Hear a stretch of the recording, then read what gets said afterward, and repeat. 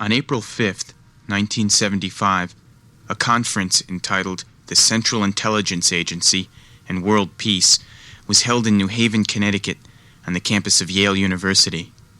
From one of the afternoon workshops of the conference, Professor Frank Donner, author of The Un-Americans, provides an overview of domestic surveillance carried out by the CIA, FBI, and other government agencies.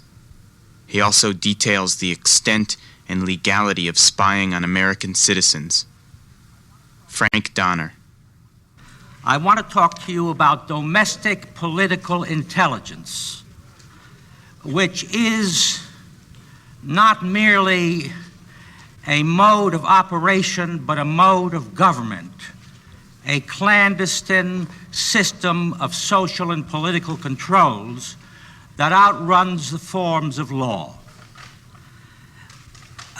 Domestic political intelligence, in the sense that I use it, consists of three parts. The first is operations, the second is the product, or the files, and the third is a body of assumptions, the philosophy of intelligence, the political theory of intelligence, if you will. Now, intelligence is, in a democratic society, an anomaly. That is, it is a form of control which is usually not recognized and justified for other reasons. Its origin, it has two sources. First, the military. Every domestic political intelligence system is rooted in military controls. For example, in Britain, MI5, military intelligence, is a domestic intelligence operation, but still bears the imprint of its military origin. The second origin of domestic political intelligence is diplomacy or statecraft. That is, the relations of nations to other nations. Now, I should say that I'm talking about a system which is unrelated to law enforcement, but for which law enforcement frequently serves as a cover. And I should begin, perhaps, by observing that, like every stigmatized calling, intelligence has developed a great cosmetic rhetoric, a way of disguising what it really is and what it really does. You may recall, for example, that Hunt, when he testified, did not speak of casing Dr. Fielding's office, but of making a judgment visit. And so throughout the vocabulary of intelligence, we find a kind of pseudo-professionalizing, a rhetoric which, as I say, is intended to cosmetize what is really involved. Words like, one of the most important of this intelligence lingo is mission. A mission is which on its face bears the imprint of its military origins, is a way that every surveillance agency has of ideologizing its function. That is, it gives itself some superordinate kind of role, which is an interpretation which happens to suit its convenience. And of course, there are a great many other terms. For example, one speaks not of an informer, but of a source. Even the word intelligence has a kind of awe-inspiring resonance, which is quite remote from the reality of what it is. The other point that I ought to make about intelligence is that it is typically secret, and in this country at any rate, an executive function, that it is a means of promoting the power of the executive and defending the executive against attacks from critics. Now, let me now turn to the assumptions, the political theory of intelligence. It hardly needs be said, anybody who reads the paper will recognize that intelligence is a resource of conservative politics. There are no progressive, liberal intelligence people that I know of that are still in the agencies. Second, the basic commitment, the mission, if you will, of American intelligence is the long twilight struggle for supremacy, the struggle against subversion, against revolution, and so on. And that is a deeply held commitment. The notion that there's going to be an apocalyptic showdown with the bad guys. And we have to know who they are, and we have to keep them on file and watch them. And this notion of some ultimate showdown with the forces of revolution is very deeply rooted in us, not only in our politics, but in our culture.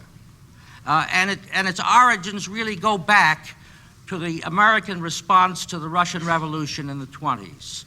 The idea that there's going to be a Bolshevik-style revolution in the country where blood will flow and so on has deeply gripped the American imagination. Of course, intelligence has a powerful, to use the sociological term, negative bias. That is, it sees the targets of its subversive targets everywhere. And this is not only an occupational characteristic of intelligence people, but a political necessity.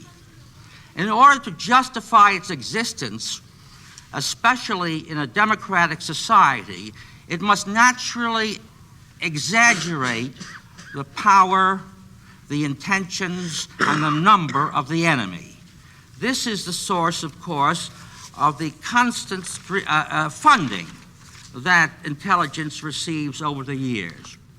Next, as a part of this body of assumptions I'm talking about, is the notion of foreign instigation. That is, that manifestations of social unrest or protest are instigated by some foreign agent, as a product of some plot hatched abroad, some serpent in our paradise. This, again, is a deeply rooted kind of assumption of the intelligence world. And you may recall that one of President Nixon's early assignments was to ask the CIA whether domestic intelligence movements had some foreign instigation.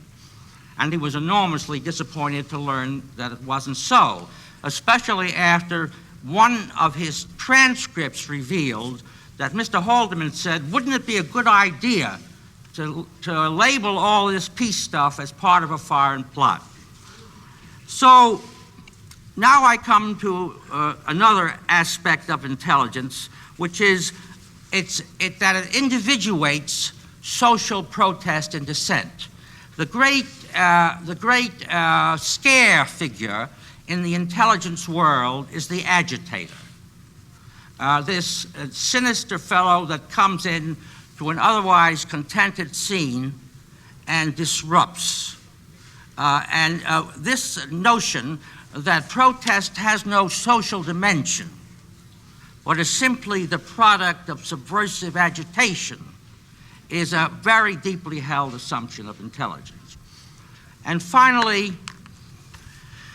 there is an intelligence assumption that no matter how innocent an act may seem, or how justified a form of protest may be, it may ultimately turn out to be part of a sinister jigsaw puzzle of which you only have a seemingly innocuous part. And so everything is grist for the intelligence mill. Now having all too briefly sketched the assumptions of intelligence, let's talk with equal brevity about intelligence institutions. There are institutions that exist on the federal level and on the local level. There are some 20 federal institutions that are part of what, again, one of those charming words that's always beguiled me, the intelligence community. That is, the institutions that are bound together by common assumptions that engage in some form of liaison intelligence. I like the British verb. The British say to liaise when they talk about their intelligence system. That is, the intelligence agencies like to develop a point where they can exchange information. Some of them have more operational capability than others, and some of them have better files than others, and they trade off whenever they can in order to achieve their mission.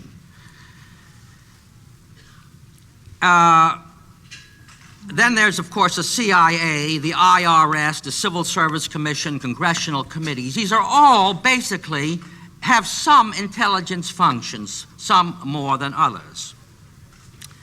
And of course, we have on the local level, local anti-subversive units, which have no real law enforcement responsibilities either, and state units that are all part of this still inchoate intelligence community. Now, I just reminded myself that I had forgotten to mention one other point about American intelligence, which is that it likes to picture itself as defensive. Foreign intelligence agents are very amused at the ease with which we call intelligence operations counterintelligence. That is, that all we are doing is trying to defend our institutions from the activities and the machinations of foreign spies. And so our intelligence is counterintelligence, whereas theirs is you know what. Now, and of course you see, for example, very melodramatized, if you will, uses of this, like the charge that as the CIA disclosures become public, the KGB is just convulsed with glee over the fact that they now have such an easier time of it because their traditional enemies are in disarray and so on. And this notion, you see, of a threatened innocence, a compromised innocence by the spies of the other side is again something that's deeply rooted in American intelligence practice. Now, there's another characteristic of American intelligence institutions which I find fascinating, and that is almost every one of them is characterized by an abuse of power. That is, an attempt to convert some delegation of authority which has some substantive importance into an independent exercise of intelligence power. Of course, probably the most clear example of that are congressional committees, which for years used their powers for intelligence purposes, but claimed that they were for legislative purposes. The recent flurry of grand juries, the CIA, the IRS, have all converted powers that were granted for other reasons into an intelligence function. And of course, the best example of that, really, is the FBI. And let me just stop a moment, because I think that if there's anything that I say, and I'm not vain enough to think any of it is very important, except one thing. And I really, if there's one thing that I would like you to go away with, it's this: that for over 3 decades, the FBI has been engaging in political surveillance unrelated to law enforcement without any legitimate authority. Now, I used to be a voice crying in the wilderness about this, but apparently it's now reached the ears of Congress and other people. The FBI traditionally justified its powers to engage in people watching, that is, surveillance unrelated to law enforcement, on the basis of a memorandum that was sent on September 6, 1939, to the Attorney General by President Roosevelt, in which he said, in effect, look, we're entering a war. We have to worry about sabotage. We have to worry about spies. And so I would like you to set up an intelligence capability for this purpose. Now, long after the war passed, through the McCarthy era, through the Cold War, this letter of Roosevelt's received this artificial resuscitation repeatedly and was torn from its context and used as an authority for people watching unrelated to law enforcement. A memorandum. And it says, I have your memorandum of August 6, 1973, which recommends the issuance of an executive order concerning the authority of the FBI to conduct domestic intelligence operations. In other words, on August 6, 1973, Director Kelly writes a letter to the Attorney General saying, please get me an executive order authorizing me to engage in the kind of thing we've been doing for over 30 years. And he says, your memorandum indicates, I'm reading now from this document, your memorandum indicates that the proposed order is designed to accomplish several objectives. One, to establish that the FBI has been instructed to engage in domestic intelligence operations. Two, to supplement the statutory authority of the FBI by delegating any constitutional power the President may have in this area. And three, to direct the Attorney General to establish guidelines for domestic intelligence. I know I'm getting boring, but this is 30 years too late. Now, why did we tolerate this kind of usurpation of power for 30 years? And how, after reviewing that experience, can we smugly sit back and say it can't happen here? What repressive forces were at work in the society that could not prevent the cry that the emperor has no clothes from being heard? I don't know the answer to that, but I just leave you to ponder it. Now, I don't want you to think that just because Kelly no longer admits or no longer claims that he has authority to engage in political intelligence, that he stopped. Oh, no. Now he does exactly the same thing as he did before. But now he's trotted out a law enforcement justification. You know, I would like my epitaph to read, illegality breeds deception. That deception is the price we pay for survival in a democracy. Kelly could not stop doing what he was doing before because it was illegal. He now puts forth a counterfeit justification.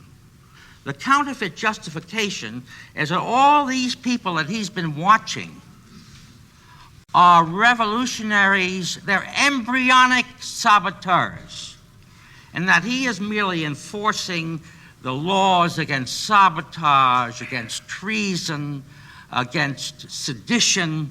Now, it's quite true that the laws against sedition haven't been enforced in almost a generation now, but who knows? You can't be too careful when the life of the nation is at stake. And so, again, a deception. The deception, A, that you're engaged in law enforcement, B, that the people you're surveilling are really threatening to violate some law, even though their right to do what they're doing is protected by the Constitution. In a deception that our security is so fragile that these people have to be wiretapped and infiltrated Otherwise, we may be faced with an unacceptable threat to our national safety. Now, what a pile of deception that is. What a gross misuse of power to pretend that kind of thing. And yes, that's what it is. Now, another price we pay for living in a democracy, it's getting to be very expensive if you'll notice, is that you have to create in the popular mind a fear that our national security is really threatened. You know, we Americans are programmed for fear. For example, we are terrified that if we don't use the right antifreeze, our car will go over. Or if you don't wear the right bra or use the right toothpaste or whatever. The whole society is built, we try to convert our anxieties into consumption. We also try to convert them into repression. And so every intelligence agency must at some point become a sort of ministry of propaganda. It has to revive and freshen up the fears which tolerate this sort of thing or which permit it to go on. And so, for example, of course, the classic example of this was Hoover, Director of the FBI, J. Edgar Hoover, who had a stock technique which was a dual strategy of alarm and containment. He would always say that the Reds are getting stronger and stronger, and they're right, almost, but he couldn't say that they had actually attained their goal, largely because it would too obviously defy the reality, and also because it would show that the FBI wasn't doing a very good job. And so he would say, they're worse than ever. They're now, sure, they've lost their numbers, their membership, but they're now down to their hardcore. And so with these metaphors of the tip of the iceberg, the hardcore, the fellow travelers, the Trojan horse, all of these metaphors of conspiracy, craft, and cunning, he continually kept the menace alive and always got the kinds of appropriations that he wanted.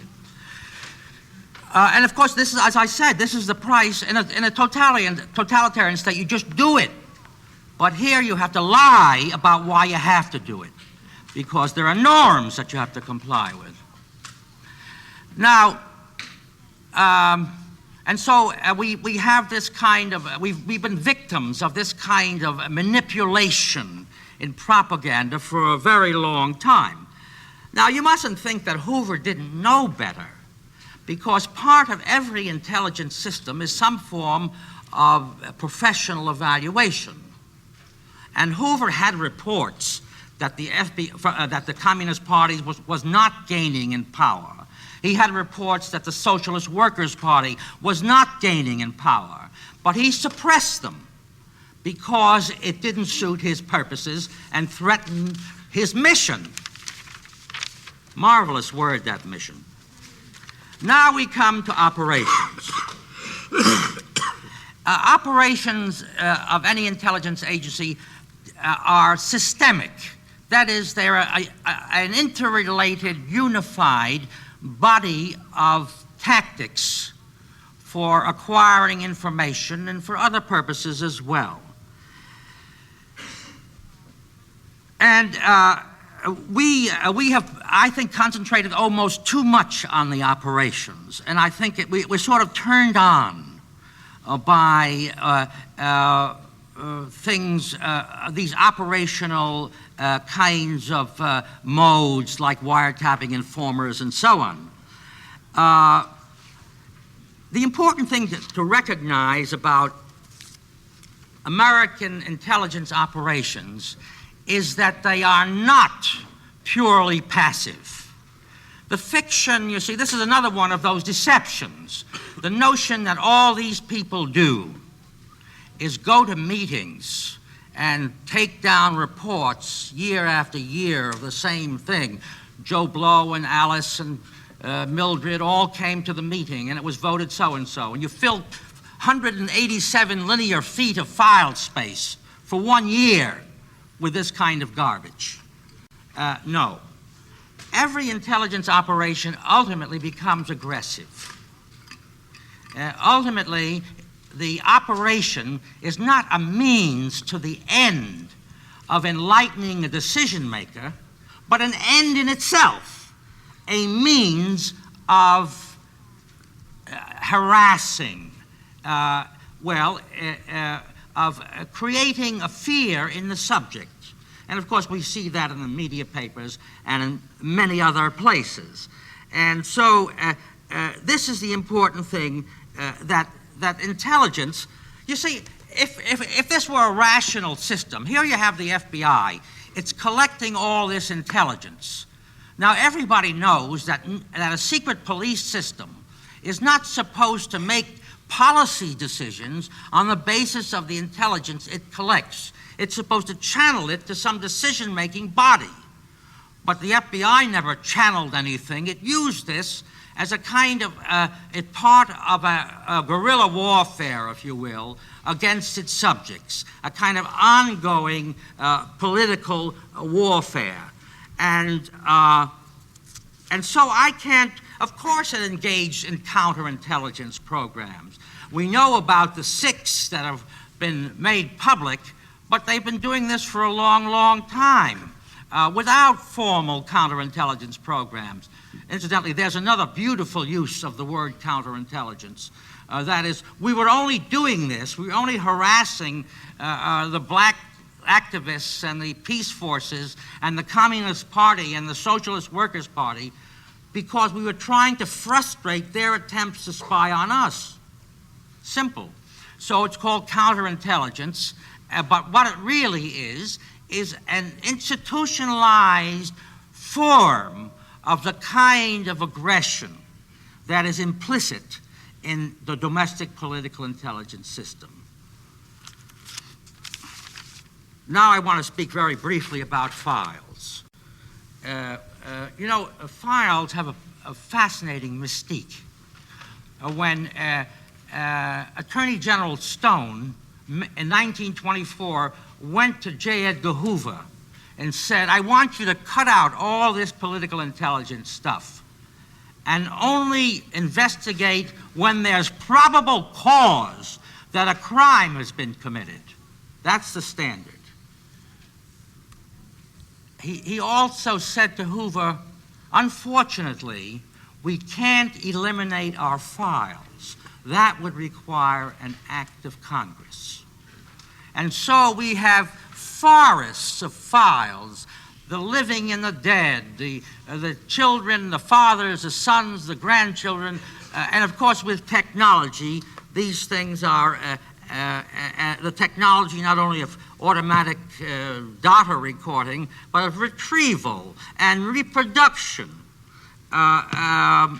We really immortalized files. I was reading yesterday about the IRS, which in 1973 finally dismantled its intelligence program.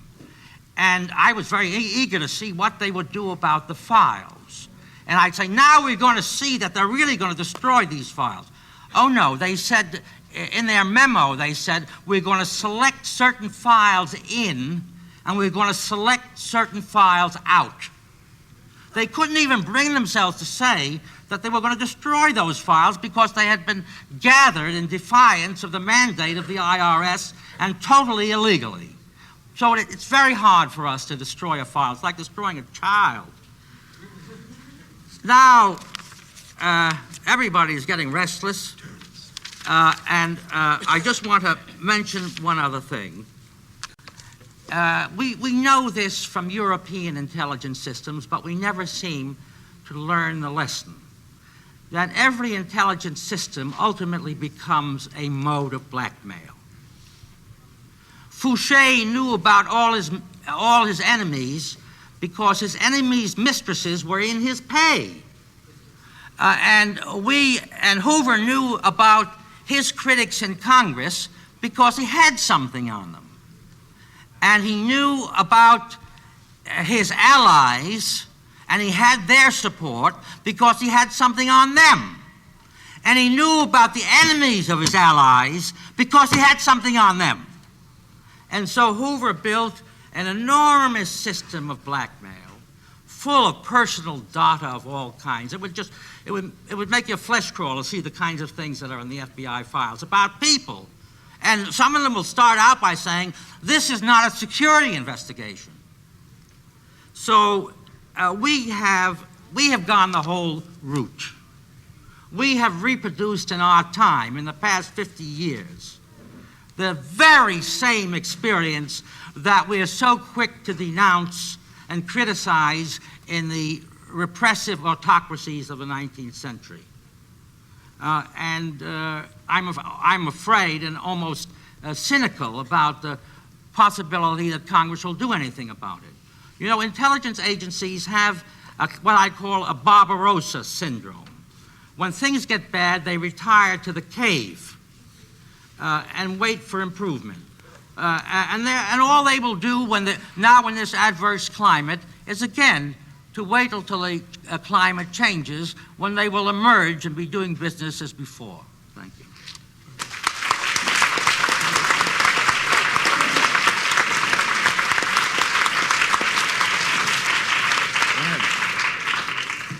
For more information on the Central Intelligence Agency, contact Center for National Security Studies, 122 Maryland Avenue Northwest, Washington, D.C., 2002.